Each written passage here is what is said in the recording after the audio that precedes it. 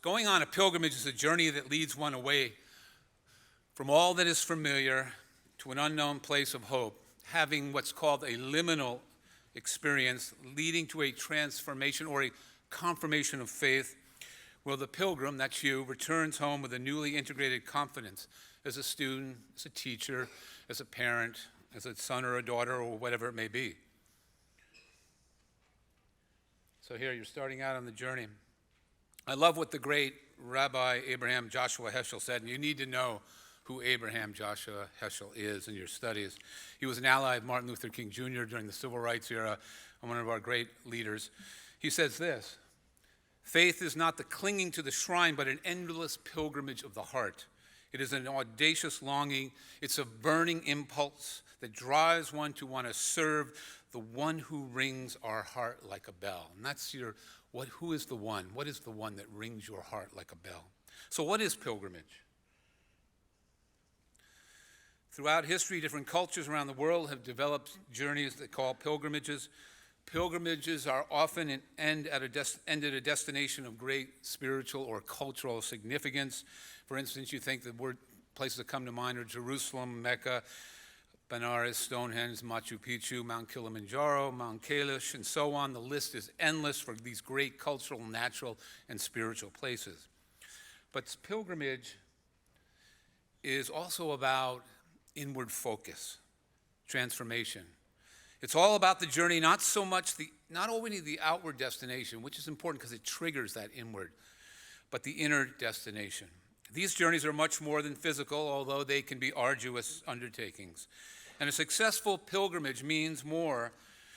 It allows us, the pilgrim, the chance to focus inward and reach new destinations within themselves. The Sioux Indians, the Sioux First Nation people from the Dakotas say, and a lot of people say this, the greatest journey we make is from our head to our heart. We don't do a good job in Western academics with this. We're caught in the cerebral realm, but we need to journey through life into the heart, the soul, the essence of who we are. Pilgrimages are typically centered on the values such as sacrifice and reflection, with a deep yearning to be transformed in some way. The pilgrim doesn't know where they're going or how this transformation is going to take place. One of my favorite teachers is Lao Tzu, the Tao Te Ching in China, a great philosopher 2,500 years ago. He said, when we enter the path of wisdom, the first thing you have to say is, I don't know. I don't know. We think we know a lot. We could have 5 PhDs from Oxford and think we know a lot. We don't know much about the essence of who we are. So that's where you start. This is classic in Zen Buddhism. It's called the don't know mind, the empty mind. The mind, the beginner's mind. When we say we don't know, we open our hearts and minds, and then we're able to receive something new and different that could change our perspectives on our life and the world, sometimes in dramatic ways.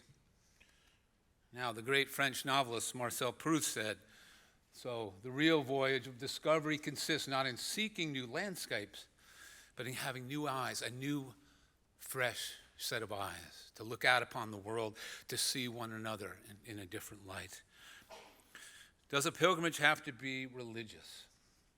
While most well-known pilgrimages do have religious roots and lead to destinations of religious significance, many individuals participate in pilgrimages for different reasons. Some go on just to get away from the stress of daily life. We have a lot of stress today. But don't forget that probably during World War II, when there were TAF graduates here had to go off to war, they had a lot of stress too.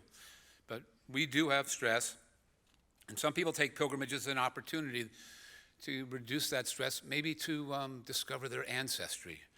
It's also been becoming increasingly common to go on pilgrimage simply for a newness and an adventure, the experience of something beautiful. Oftentimes it's in a natural setting. There are dozens of reasons that people go on these pilgrimages. I can think of a few. You're young like you are. You want an adventure. That's the way I was. You're old like me now, and you want to reflect on your life. Or a relationship has ended. Or you're looking for healing and hope and renewal. Maybe a long period of grieving, the loss of a loved one, a family member, a friend, maybe a pet, a dog, a cat. Or you want to draw closer to God. Or maybe you're pretty sure there is no God, but there's a tiny sliver of doubt that you have. Or you think pilgrimage sounds better than therapy. Or maybe you want to seek forgiveness. You feel genuine sorrow, right, for something, you've done. You feel remorse, something you've done wrong. You want to make new friends. You always meet new friends when you're on pilgrimage. You want to be alone. You just want to get away from it all, get with your thoughts. You want to just be alone. Or you've got itchy feet, right? You don't know why you've got to go to this place or go, but you got to go. And the last one is you want to go on pilgrimage because you're human. For millennia, people in all cultures around the world have gone on pilgrimages. So there are many reasons. I think you've already been on a pilgrimage once or twice in your life, but you didn't define it as a pilgrimage. For instance, when you visited the town where you grew up and you've since moved away, I think that's the case with a few of you. You walked its streets again, this time with full, attentive heart, seeing everything through the lens of memory and nostalgia. Or maybe it was when you took a trip with a friend's family on a vacation to a new place in a different state, in a different country, where the sunsets were so beautiful that it stirred something deep within you. This is where I go. This is where I live. It's in Pemaquid, Maine. So that's where the grandchildren were all summer, and it's where my heart is. Such trips are pilgrimages because they touch the heart and the soul. Even if we say we're not religious, even if we're skeptical of any kind of spirituality, there seems to be something in our DNA as humans that draws us to wayfaring. I suspect it's part of what drew our ancestors off the savannas, East Africa, 50 to 70,000 years ago, and eventually to every corner of the earth. 13 years ago, I was on a trip with TAF students, 35, and some faculty, and we were in South Africa and Botswana. And we were on the border, and I saw a sign, I can't remember how it would paraphrase it, said, "Welcome to the birthplace of humanity." We all began there. We're all interconnected. We all came out from there. The sacred enters our lives through the tiniest of openings. Your call to pilgrimage may come disguised as a disappointment, a door that's shut in your face. You don't get into your first or your second choice of college. You don't get hired for the job you really wanted, you worked hard to get. You break up with your partner. The friendship dissolves, it ends. Or the call to pilgrimage may come through the comment of a stranger at a bus stop, or in a headline you happen to read at the checkout counter, or something more likely that pops up on your iPhone. You're looking at some YouTube thing and then a commercial comes up and somebody says something. Or it might come through a catalog a friend showed you when you were in 7th grade about this beautiful school in Watertown they're all on pilgrimage, right? To this sacred temple. You're at this beautiful school in Watertown with a bucolic landscape with a patio by a pond that you can fish in between classes. And then you immediately say to yourself, I have to go to that school. And you tell yourself, am I foolish for listening to this inner urging, this inner voice? And yet, you're ready to pack your bags and set out in the near future. So what places beckon you? What dream do you want to fulfill? What task does your soul seem to have in store for you? Listen deeply to the small whisper inside of you, the one that will guide you where you need to go. Stop. This is why I kind of emphasize meditation, but meditation isn't just sitting on a cushion. You could be walking in the woods with your dog, as I used to do all the time.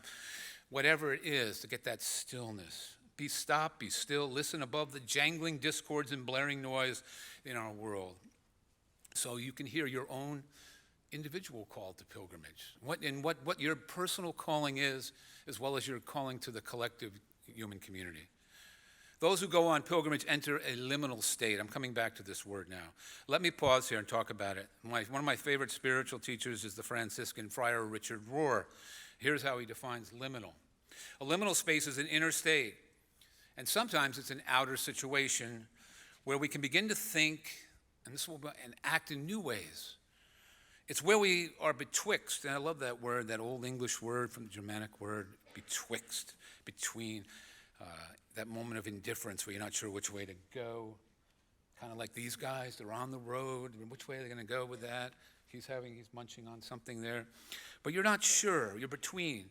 Having left one room or stage but not yet entered the next, that's liminal. We usually enter liminal space when our formal way of being is challenged or changed by something in our life.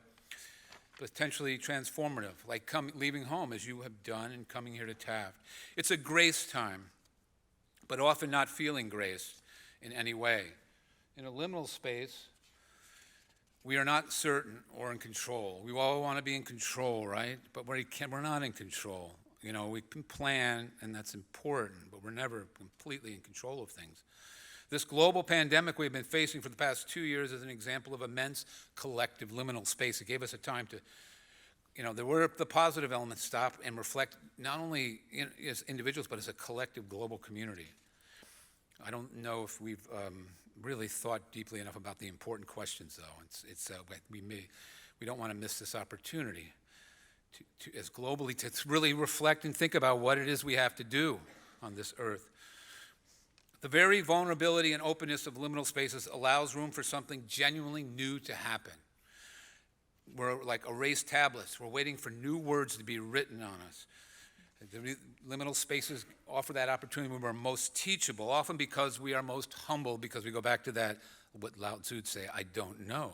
It's the best way to enter a situation. I don't know. Liminality keeps us in an ongoing state of shadow boxing, Richard Rohr continues, instead of ego confirmation, struggling with the hidden side of things and calling so-called normalcy into creative question. What is normalcy? Don't tell an artist what normalcy is.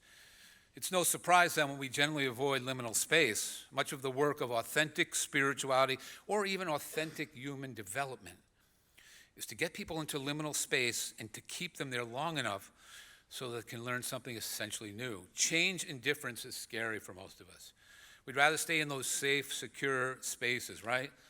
Those zones, they're part of pilgrimage. But when you're on pilgrimage, your identity becomes fluid. And myriad possibilities of change and growth and transformation, they start to present themselves with clarity you didn't have before. You have these like aha moments, wow, more frequently. That threshold between the two worlds is sacred ground. You're halfway through the door, but you're not in either. So before making a pilgrimage, pilgrims usually read, reflect. Before they set out on a trip, they prepare their minds and their souls for the journey ahead. Surely, as good Taft students as you are, all of you read as much as you could about Taft before you applied here. And most of you probably visited here once or twice, and you dreamed about coming here before you were even accepted. You did your due diligence, like a prepared pilgrim setting out on a journey to an unknown land. When you're on pilgrimage, you're mindful of each moment. You practice a discipline of gratitude. Here's my beautiful Golden, who died unexpectedly this summer at the age of 6. She's on a trip here in Maine. Filled with gratitude, brought great joy to my heart. But then, like Maisie, you look for the grace that can shine through. She's looking out, and she sees a whale that was there that morning. You look out for the grace that can shine through you, even in the most seemingly mundane of circumstances, because you're learning to see, as Proust said, with a fresh set of eyes. When you return, your re-entry may not be easy. The journey may have changed you in ways those at home will find hard to understand, right? You've gone through this. Your old friends, your family, your parents. When you return home on break, or return home in the summer, or at the end of your graduation here. Nevertheless, you as pilgrims are meant to share your newfound wisdom and your insights and what you've learned and gained with others. Perhaps more than anything as a pilgrim, you are meant to realize, and I think I'd like us to think about this, our life is really a pilgrimage, a seeking after, for me, after the divine, or whatever you understand to be the very source of your being. In those moments that are both extraordinary, but also in those moments that are ordinary. So where can I go on pilgrimage, you say? Some pilgrimages permit only believers of specific religions, like Mecca. But because pilgrimages aren't a common practice worldwide, there are many locations to choose from. You may be thinking of some of the big ones, again, like Rome and Jerusalem and Mecca. Not Mecca, but Benares. But it could be a place in nature, or mountains, by the sea. Maybe it's a beautiful garden. These are my favorite flowers. They grow in Maine. The lupin in June is lupin time along the coast with the pine forest and the birches along the cliffs. It's stunning. So maybe that place is a beautiful garden in your city, across town that you've never been to but always wanted to visit when the tulips and the lilacs are blooming. Could be a new hiking trail not too far from your home, or perhaps a visit to your grandmother or grandfather's new home. Maybe they're in assisted living now or in a nursing home. Maybe they've passed recently and the pilgrimage could be to their gravesite. These are all pilgrimages or sacred journeys if you choose. You follow me up there? If you choose to see them that way. And each of us has their own set of experiences, and each one of these journeys has their own set of experiences and flavors.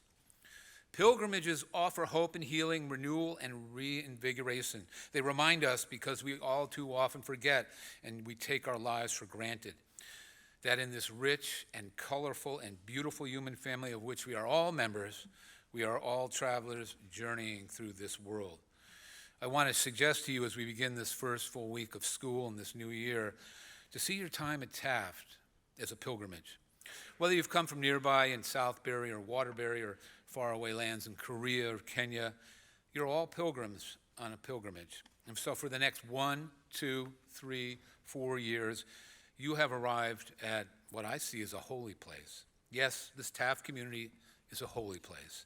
It is our shared sacred space where all of us belong. When we see the world through the eyes of the heart, we've made that journey, not just the eyes in our head. Everywhere we go becomes a pilgrimage to the next holy place. In this very moment, the holy place is right here in Bingham Auditorium in morning meeting. In a few minutes, you will leave here and enter a holy space called your classroom.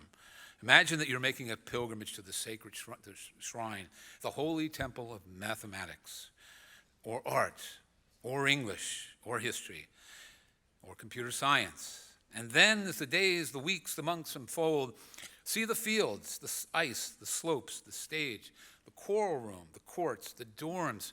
See them all as a holy place. So holy that you honor them and treat them with reverence and devotion. So I leave you with some words from Bill George. He's a professor at Harvard Business School, and I know a lot of you want to go to business school, right? So this is a guy from Harvard Business School. And he writes about his wife's experience with his wife. My wife and I made a pilgrimage on the Camino, also called the Way in northern Spain, to the Cathedral of Santiago de Compostela. Pilgrimages like the one we took can be found in all of the major religions. For my part, this pilgrimage was a metaphor for life. Each one of us is on our own separate journeys through life. We each have our own unique experience as we continue to intersect with fellow pilgrims on their journeys. So I ask you, he says, where are you in your journey through life? How are you approaching the obstacles you are encountering in your life? What fellow pilgrims are helping you on those journeys?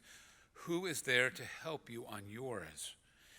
In the deeper answers we seek to these questions, we will find meaning and purpose for our lives.